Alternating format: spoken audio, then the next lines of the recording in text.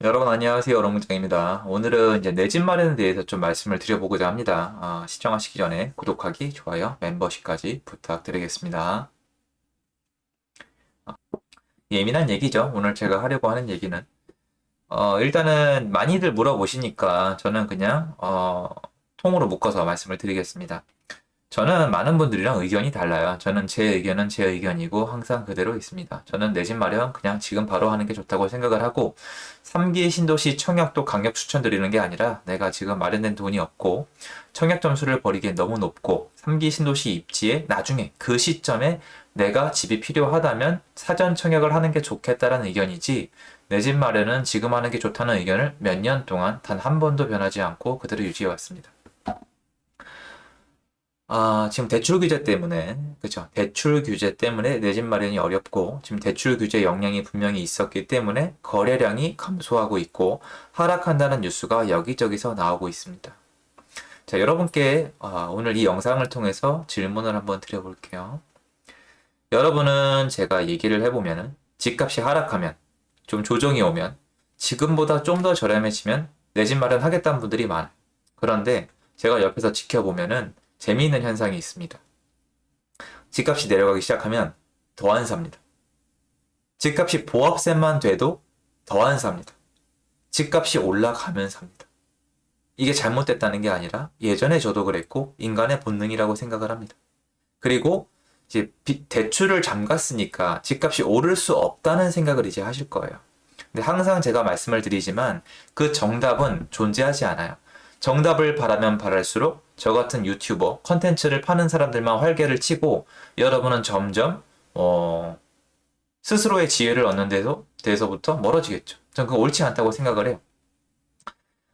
저도 예전에 공부를 할 때 뭐 멘토 타령하고 뭐 자기만 따라라.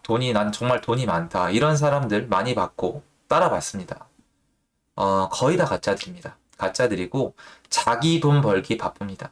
그들은 스스로 자기까지 속여가면서 자기가 뭔가 대단한 사람이 됐다고 착각을 하면서 사람들에게 대접을 받으면서 돈을 받습니다. 하지만 정작 본인들조차도 부자가 못된 사람이 너무나 많습니다. 스스로 지혜를 익혀가셔야 돼요. 즉, 저한테 의지하지 말라는 얘기는 제가 자신이 없다는 얘기가 아니라 여러분의 인생을 만들어 가라는 거예요. 자, 여러분 이제 생각을 해보시면은 대출을 막으면 집값이 오를 리가 없을 것 같잖아요. 하지만 그렇지 않습니다. 지금도 집값은 오르고 있어요. 뉴스에 내려간다는 기사가 많이 나왔겠죠? 제 영상에서도 다뤄들었습니다. 근데 문제는 뭐예요? 하락하고 있다는 기사가 팩트를 근반으로 하고 있는 저 같은 사람이 봐도 이해와 납득이 가능한 기사가 단 한 개도 없어요. 하락하고 있지 않습니다. 매주 상승하고 있고 전국적으로 하락을 하고 있는 지역은 정말 한 군데 또는 두 군데입니다. 세종시가 뜨문뜨문 나오고 있고 목포 같은 데가 뜨문뜨문 나오고 있고 그 퍼센테이지도 0.01, 0.02 이렇습니다. 심지어 입주가 있는 성남도 하락이 아니라 조정으로 끝나고 있는 그런 모습을 보여주고 있습니다. 심지어 여러분이 많이 걱정하셨던 인천의 서구의 검단은 6월달, 7월달, 8월달 입주가 있었고 그 입주 현장에 가보시면 80% 정도 입주가 됐을 뿐 빈집이 있습니다. 하지만 집값은 전혀 떨어지고 있지 않습니다. 어떻게 된 걸까요? 여러 가지가 꼬였지만 수급이 이미 망가져 있기 때문에 대출은 하나의 축일 뿐 근본적인 문제가 아니라는 거예요. 여러분이 스스로 지혜를 얻지 못하고 공부를 못할수록, 그러니까 공부를 할 시간이 없는 거죠. 공부를 할 시간이 없는 거예요. 먹고 사는 이라고. 공부를 못할수록, 안 하는 게 아니라 저 못한다고 생각을 하거든요. 하고 싶은데 바쁘니까. 못할수록 문제의 근본이 아니라 여러 가지 이 장가지에 신경을 쓸 수밖에 없게 되거든요. 제가 이 얘기를 해도 이제 솔직히 다들 납득할 수밖에 없는 게 지금 30번 가까운 대책이 나왔지만 여러분 30번 대책이 나오는 동안에 그 해당된 관련 기사 다 나왔어요. 8.2 대책 이제 다주택자 다 죽었다. 9.13 이제 끝났다. 7.10 이제 다 끝났다. 전세입자의 천국이 온다. 2.4 대책 재개발은 이제 공공이 한다. 정말 이런 짜잘짜잘한 거에 정말 많은 분들이 신경을 많이 썼고 그때마다 기사가 터져 나왔고 사람들은 내 집 마련을 뒤로 밀었어요. 거래량이 증명을 해요. 제가 올렸던 기사에 제 영상에 있지만 대책이 나올 때마다 사람들은 거래량이 위축될 정도로 집을 안 샀어요. 하지만 이 집을 안 샀던 사람들이 결국 사야 됐기 때문에 지금은 실수요장이기 때문에 이렇게 내 집 마련을 뒤로 했던 분들이 나중에 깨우침을 얻어요. 아, 사야 되는구나. 괜히 밀었구나. 계속 올라가는구나. 그러다 갑자기 퍽 같이 사요. 그럼 시세가 또 이게 정상적으로 올라가는 패턴이 아니라 확 올라가 버리거든요. 대출 규제는 분명히 효과가 있어요. 근데 문제는 대출 규제를 언제까지 할 수 있냐는 거예요. 여러분에게 제가 세 가지 질문을 드릴게요. 한번 천천히 생각을 해보세요. 대출 규제를 정말로 이렇게 하고 싶었다면 왜 여태까지 안 했으며, 지금 대출 규제를 한다 그래 놓고 전세자금 대출 규제는 왜 한 발짝 물러선 겁니까? 왜 대출 규제를 제대로 하지 않고 뜨문뜨문 산발적으로 제대로 안 합니까? 그러니까 대출 규제가 왜 그렇게 쉽지 않은 거냐는 거예요. 지금 보면은 뭐 2금융권, 3금융권, P2P에서부터 모든 대출을 막아야 되는데 지금 P2P랑 사채업자들이 판을 치고 있습니다. 눈에 안 보일 뿐이에요, 여러분. 여러분 요새 케이블 TV 뉴스에 CF에 이렇게 노래 부르면서 대출해준다는 거 CF 본 적 있으세요? 잘 생각해 보세요. 현격히 줄어들었죠. 여러분 잘 생각을 해보세요.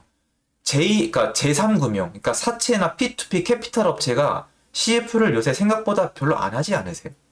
하긴 합니다. 많이 줄었죠. 왜 그럴까요? 옛날에 1금융권, 2금융권, 저축은행에서 대출을 많이 해주기 위해서 저금리에 적극적으로 대출을 해줄 때는 거기 고객이 부족했어요, 상대적으로. 근데 요즘은 빌려줄 돈이 없습니다. 제가 아는 분한테 얼마 전에 문의를 했거든요. 돈을 좀 빌릴 수 있냐고. 잔금이 없어요. 다 나갔답니다. 요새 아주 파티하는 중이에요. 정말 농담이 아니고 이런 호황기가 없대요. 없어서 못 빌려준답니다. 무슨 말이에요? 사람들은 결국 대출을 받아야 돼요. 문제는 대출을 완전히 다 막을 수 있냐는 거예요. 제 질문은. 완벽하게 싹 다 차단할 수 있냐는 거예요. 지금 이렇게 차단을 하면 사람들이 제2, 제3 루트를 통해서 다른 대출을 받는 그 시간까지 그 시행착오가 걸릴 뿐이지, 시간의 문제일 뿐이지 결국엔 대출을 받게 될 확률이 높다는 게 제 의견이에요. 물론 그 사람들도 피해 입을 거고 중간에 사고가 날 거예요. 하지만 이거는 아니라는 거예요, 저는.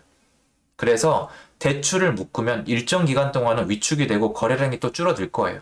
상당 시간 효과가 있을 수도 있어요. 제가 봤을 때 6개월 이상 효과를 누리지 않았겠어요? 내년에 중요한 것들이 있으니까. 하지만 이게 언제까지 가겠습니까?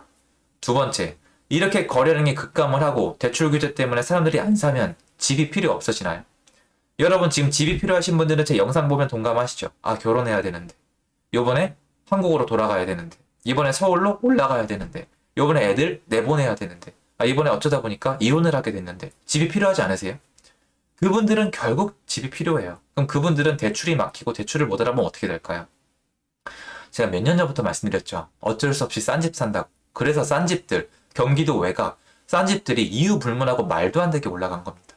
그리고 마지막 세 번째, 대출이 안 나온다고 쳐요. 대출이 안 나옵니다. 그럼 어떻게 하실 건데요? 집 안 사시고 어떻게 할 건데요? 맞아요. 그 얘기 하려는 거 맞아요.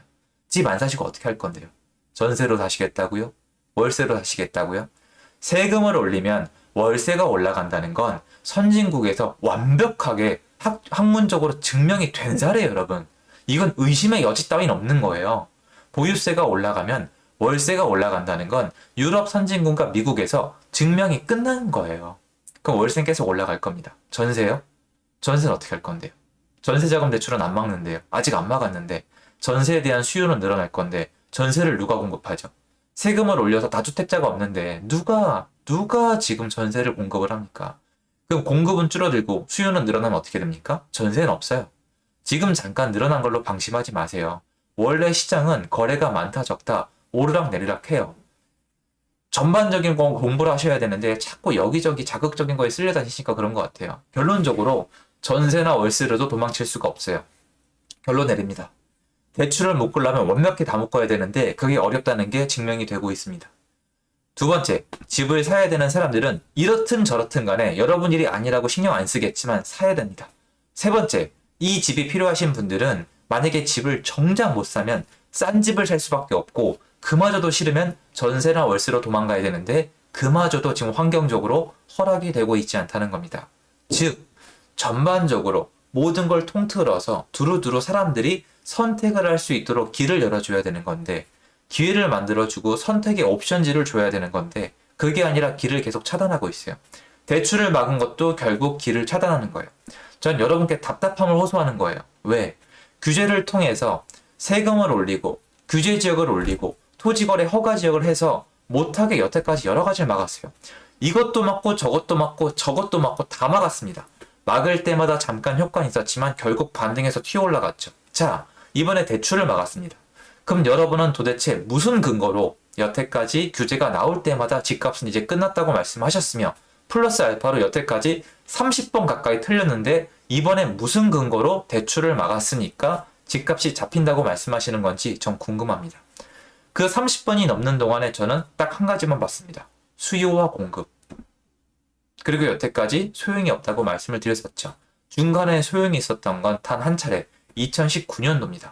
헬리오시티와 강동구의 입주. 이것만이 강력했지 다른 건 없어요. 물론 규제마다 사람들의 심리를 위축시켜서 1년 가까이 효과가 있었던 것도 있지만 그게 바로 9.13 대책이었잖아요. 9.13 대책은 헬리오시티와 강동구 입주장과 함께 했기 때문에 그 효과가 더 연장이 됐던 겁니다.